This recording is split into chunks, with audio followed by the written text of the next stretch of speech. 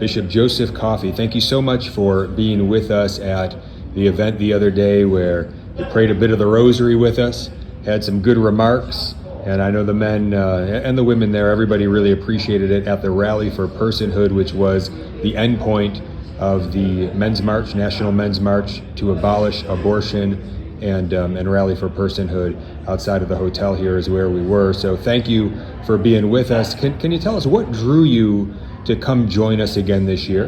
And what can we do you think, to help more bishops to come and join us, to know what we are, learn about who we are, and to come join in our efforts going forward? Well, Jim, thank you very much for interviewing me today. And I think it's really because you invited me. I'm certainly no stranger to the pro-life movement. Got involved really in the very, very beginning of Roe v. Wade. My dad was a doctor, and he told us about the decision at the dinner table. January 22nd, 1973, that's when I became a pro-lifer. So all through high school and college, I went to the March for Life in DC. Used to go to pray the rosary in front of the abortion clinics as a seminarian, as a priest for many, many years, and I continued to do that as a bishop. So when I heard about the Men's March, I thought, well, I'd like to support that. So thank you for inviting me to be a little bit of part of that. Yesterday or the day before, I think it was, when I drove by Planned Parenthood 2 days ago in the bus, we were all on the bus heading towards the Basilica for the Mass. We drove right by Planned Parenthood in Baltimore, and I saw the group there, and I was just so happy to see that. I was very happy also for the local pro-lifers of Baltimore who were there many, many times during the week, because that gives them a tremendous shot in the arm, because sometimes, as we all know, this can get kind of lonely, feeling like, does anybody care about this Holocaust that's been going on for almost 50 years in America since Roe, much longer than that, but legally at least since Roe. And so when I see a group of men with their sons and fathers and sons dressed in ties, looking sharp, with signs saying, we have to end this Holocaust, that really gives me a shot in the arm. So I know the people from Baltimore who go to that Planned Parenthood, I know they were incredibly energized and grateful to the men that came from other parts of the country to march with them, to pray with them in front of that clinic. So I thank you for your efforts to invite men from around the country to gather, to pray with their sons, to pray for the sanctity of life, to pray for an end to our abortion laws. We know that end of Roe was inevitable because Roe is an unjust decision. But now it's simply back to the states, and we know from our nation's history that is not sustainable either. You know, with the Missouri Compromise, we had free states and slave states, and that ended up in a war. So what we really do need is a paramount human life amendment to our Constitution, and that may take many years. So we have to be committed for the long run and keep fighting. And I want to thank you, Jim, for your leadership. And I would just encourage you to continue to invite the bishops, continue to let them know that whenever you're going to be somewhere, especially a gathering like this, when you're going to be right outside the hotel room. So I know it gets discouraging whenever I show up in collar, and when I showed up in black suit and tie as a seminarian, inevitably the pro-lifers would say, thanks for being here. We love to see seminarians here. When I was a priest, they love to see priests. And I think they get very much encouraged when a bishop shows up. But what I tell them is that they encourage me.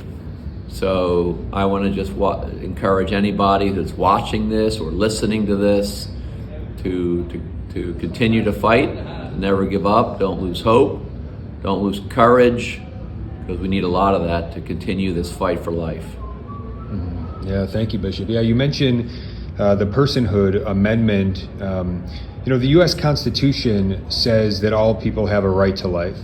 The Catechism of the Catholic Church says all preborn children are people, which clearly they are. Certainly, human life begins at conception, fertilization. It's a scientific fact. Shouldn't we all be calling for government leaders to affirm constitutional personhood. And shouldn't this really be the push in terms of public policy on this, to say, look, this needs to be fully banned, no exceptions, needs to be illegal, ultimately becoming unthinkable, but illegal is an important domino in the way to get to a culture having it be unthinkable.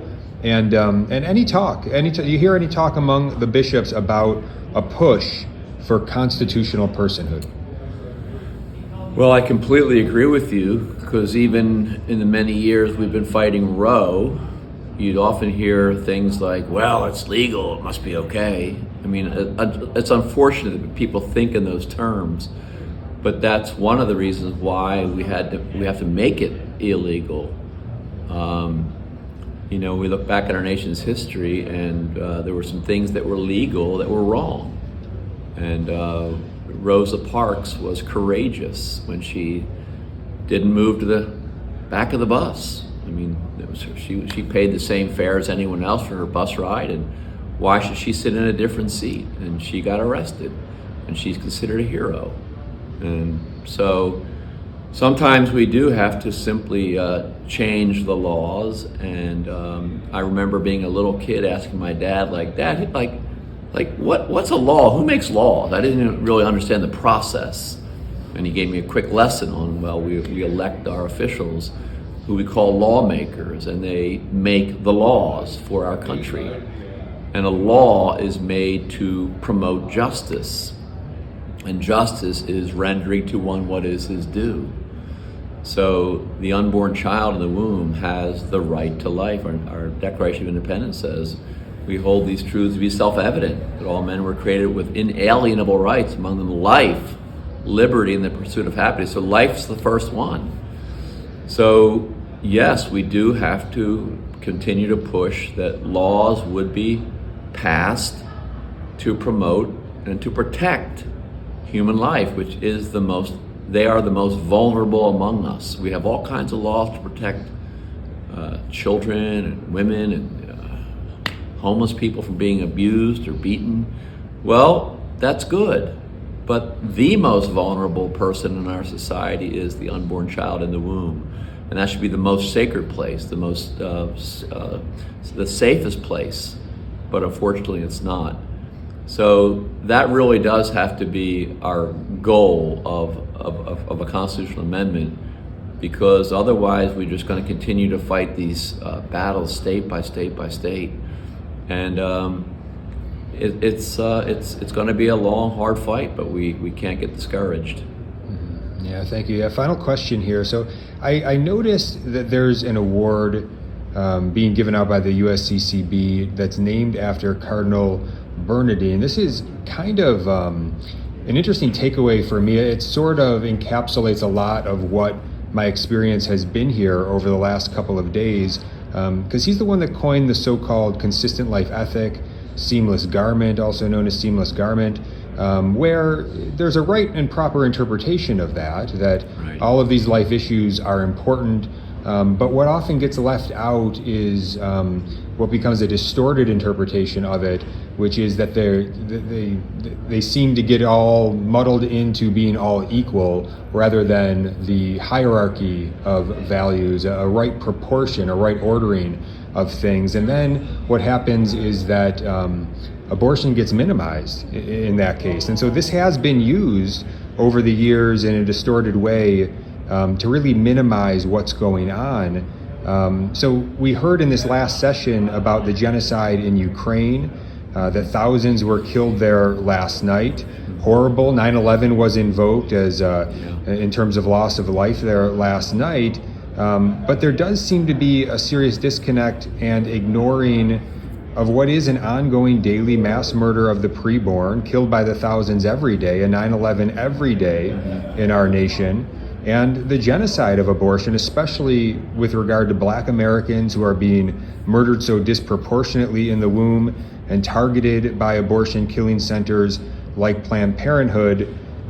So for instance, there's no speaker here, there's no voice here like there was a voice on the what's going on in Ukraine, no voice here for the preborn representing what's going on. So have you noticed that sort of disconnect here, and what can be done about it? Well, I think you're absolutely right. I remember the first time I heard that term, seamless garment, I said, well, of course, all these issues are very, very important. And they are. And we get accused sometimes, we who are pro-lifers, that we only care about the unborn child. That is just such a big fat lie. And I think most people know that's a lie. But they say it anyway. And if they repeat that lie enough times, people start to believe it. But we do care about all human life as being precious, created in the image and likeness of God. But you can't really worry about the environment or climate or immigration reform or all the other important issues if you don't have the right to be born. So it's logically and clearly the most important issue. And when I was ordained an auxiliary bishop 3 years ago, in March 25th of 2019, I went to my first bishop's meeting just 2 months later, and I was able to vote with the majority of the bishops that said that this pro-life issue, the abortion issue, is the preeminent issue.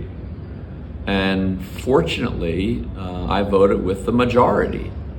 So I think it clearly is the preeminent issue. It just makes sense that it's the preeminent issue. So we have a new chairman of the Pro-Life Bishops Committee, just elected, Bishop Burbidge. So I hope that he will continue the good work that's been done by the bishops over the many years that I've been coming to the March for Life. I always went to the Pro-Life Mass sponsored by the bishops. As a seminarian, I went to that 30 years ago. So the bishops have been doing a lot of good work, and we need to continue to encourage them to even do more. And I think that's what the message of the Men's March has been. Men need to do more. Laymen, clerics, clergy, everybody. So I think it's a great message that I completely agree with. A lot of good has been done, but I think we all need to do more. So that's why I want to thank you for the work you're doing with this Men's March movement to just call all men in America to do more. So thank you. Keep it up. Yeah, thank you. Do you know who's in charge of figuring out who speaks at these sessions? Is there a way that we can try to connect with somebody and see if we can get a voice for the preborn in there? Well, the new president of the conference happens to be my boss, Archbishop Timothy Broglio. We're very, very proud of him. He's the president-elect of the committee. So I'm sure we can maybe put in a good word with him. Okay, thank you so much, Bishop Coffey. All right.